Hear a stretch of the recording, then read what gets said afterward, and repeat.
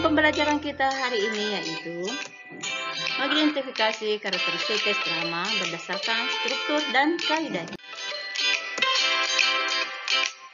Pada materi sebelumnya kita sudah belajar tentang karakteristik teks drama dan unsur intrinsik drama.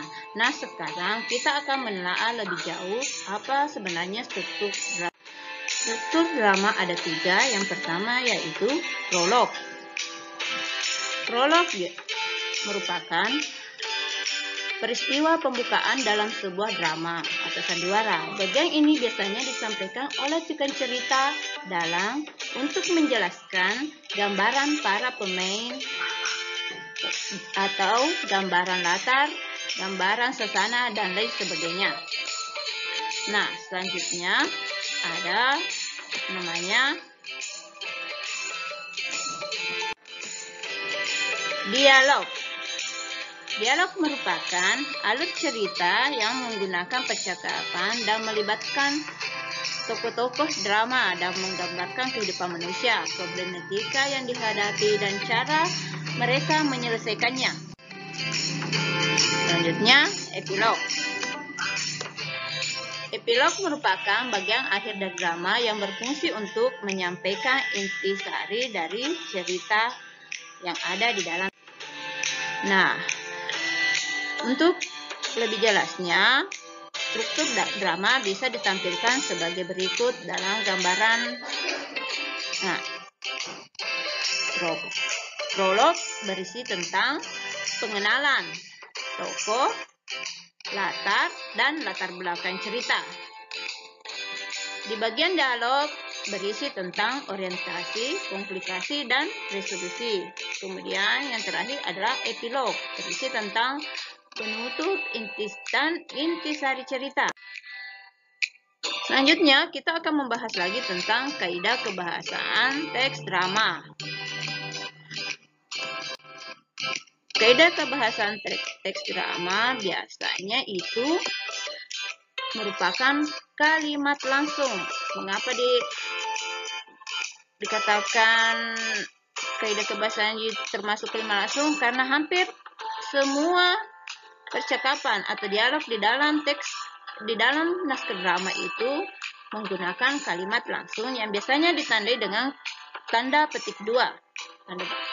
Dalam arti tanda baca ya. Nah, dalam kalimat langsung itu biasanya menggunakan kata ganti atau kata sapaan. Dan kosakatanya biasa menggunakan kosakata percakapan atau bahasa yang tidak baku atau tidak sesuai dengan ejaan yang disempurnakan. Akan memberikan contoh drama satu babak. Nah, dapat dilihat dengan jelas bahwa yang pertama ada prolog.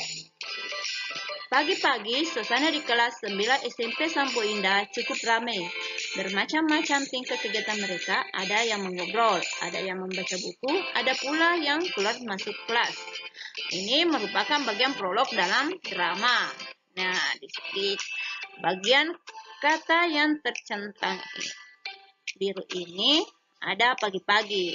Di sini, pagi-pagi ini menggambarkan latar waktu pada drama ini.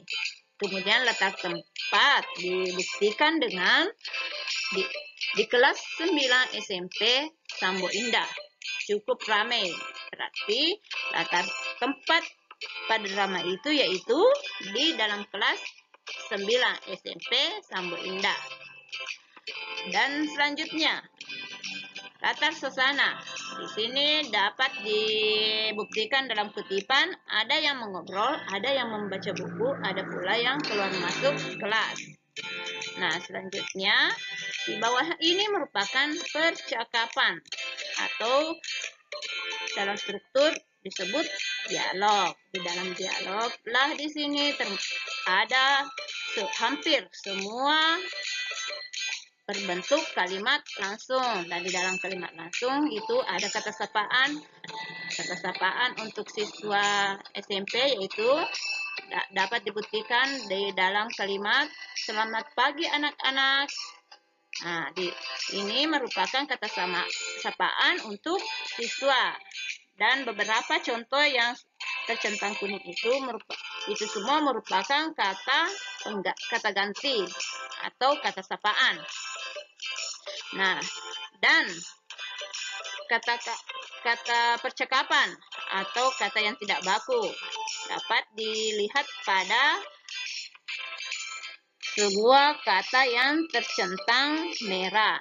Perhatikan sekali kutipan, coba kamu baca untuk teman-temanmu. Kenapa coba ini dikatakan tidak baku? Karena bakunya itu silahkan. Silahkan kamu bacakan untuk teman-temanmu. Dan contoh kedua yaitu, Arga, kamu nggak boleh seperti itu sama temannya. Enggak itu juga merupakan bahasa percakapan atau tidak baku ya. Nah, selanjutnya ada epilog. Epilog ini adalah intisari dari cerita atau penutup.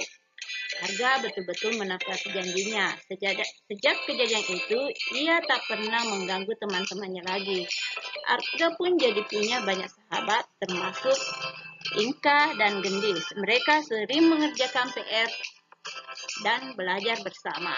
Nah, itulah tadi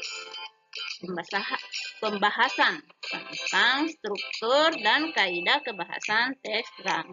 Terima kasih telah menyimak video ini. Mudah-mudahan apa yang kalian simak tadi dapat dimengerti.